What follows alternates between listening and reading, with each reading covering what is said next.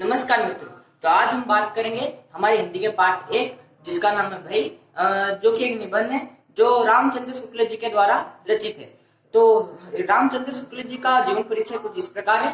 हिंदी साहित्य के कालजयी और साहित्यकार इतिहासकार रामचंद्र शुक्ल जी का जन्म बस्ती नामक जिले के अगोना नामक गांव में 1884 ईस्वी को हुआ था। इनकी प्रारंभिक पढ़ाई हमीरपुर में हुई और आपकी रचनाएं कुछ इस प्रकार है। निबंध संग्रह में चितमणि भाग 1, चितामणि भाग 1, भाग 2 और हिंदी साहित्य का इतिहास आपकी प्रमुख रचनाएं हैं।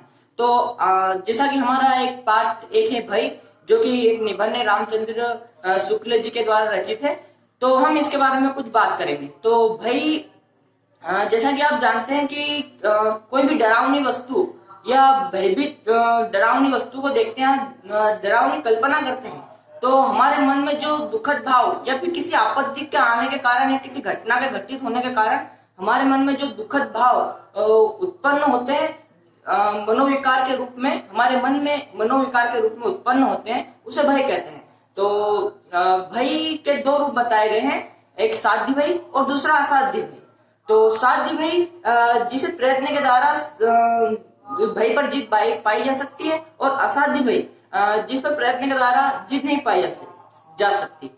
जैसा कि साध्य भय का उदाहरण मैं बताता हूँ कि आप जंगल में जा रहे हो और जाते समय आपको कोई शेर की दहाड़ सुनाई दे, तो शेर की दहाड़ सुनाई देने के बाद आप भागकर या पेड़ पर चढ़कर प्रयत्न द्वारा अपनी जान बचा सकते हैं, भय पर जीत पा सकते हैं। और असाध्य भय में ऐसा कुछ भी नहीं हो सकता।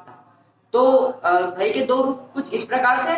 और अब इसके बाद में भय जब स्वभावगत हो जाता है, पुरुषों में यह उनकी मानहानि या फिर कायरता कहलाता है, और महिलाओं में यह उनका एक गुण कहलाता है जो लज्जा के रूप में होता है। और एक प्रकार से भय को बहुत अच्छा माना गया है धर्म भय या धर्म भीरुता, धार्मिक भीरुता, धार्मिक भय, जो कि इस प्रकार है कि कोई भी इंसान गलत काम करने से पीछे हट जाता है या फिर गलत कार्य करने से पीछे हट जाता है कि ये धर्म के खिलाफ होगा, धर्म के विरुद्ध होगा। तो इस भय को रामचंद्र शुक्ल जी ने बहुत अच्छा भय बताया है। और भय के बारे में रामचंद्र शुक्ल जी ने इस पाठ में और कुछ भी बताया, जैसे कि जो जंगलों में बस्तियों में लोग रहते हैं उनका संपर्क 1 से 2 व्यक्तियों तक होता है, 2 से 3 या 3 से 4 या 20 व्यक्तियों, लगभग ज्यादा से ज्यादा 20 व्यक्तियों तक होता है। और अन्य व्यक्तियों को देखते हैं वो तो उनसे भयभीत होते हैं, या उन पर हमला करते हैं, या फिर उनसे छिपते हैं। और इसी प्रकार जब बच्चे घर में छोटे बच्चे रहते हैं तो उनके सामने कोई अनजान व्यक्ति आ जाता है तो उसे देखकर भयभीत होते हैं कि ये देखो कौन आ गया, वो डर के घर के अंदर भाग जाते हैं।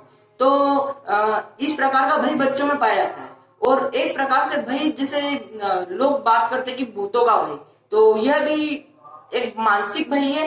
वैसे तो भूत होते हैं या नहीं होते ये मैं नहीं बता सकता, पर यह एक प्रकार का मानसिक भय है कि भूतों से डर लगता है या फिर हम उनकी बात सुनते तो हमें भय लगता है। भय के बारे में रामचंद्र शुक्ल जी ने इस पाठ में बहुत अच्छे तरीके से समझाया। इससे हमें भय के बारे में उन्होंने बहुत अच्छा बताया है।